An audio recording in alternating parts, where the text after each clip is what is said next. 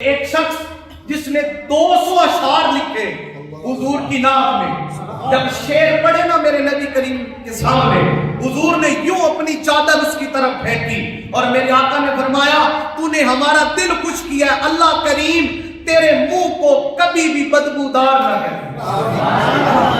اور کہتے ہیں کہ جب اس نے یہ اشعار سنائے اس کی عمر تھی 35 سال۔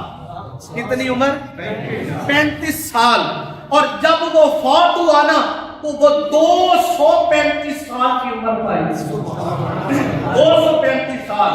اور مفسرین نے کہا کہ اس کی وجہ یہ تھی کہ اللہ کریم نے حضور کے شعر کے حرف کے بدلے میں اس کو 1 سال عمر کا تحفہ عطا فرمایا۔ جب یہ تحفہ عطا فرمایا اور صحابہ فرماتے ہیں کہ ہم دیکھتے تھے کہ اس کے منہ سے دانت گرتا فوراً دوبارہ دوسرا ہوگا۔ وہ ایسی یہ حضور کی ثنا ہے، حضور نے دعا دی تھی نا کہ تیرا منہ ہمیشہ تر و تازہ رہے، تیرا منہ ہمیشہ تر و تازہ رہے۔ 235 سال میں اس کے منہ سے دانت گرتا وہ دوبارہ ہو جاتا، اس لیے کہ وہ مصطفیٰ کا صلاح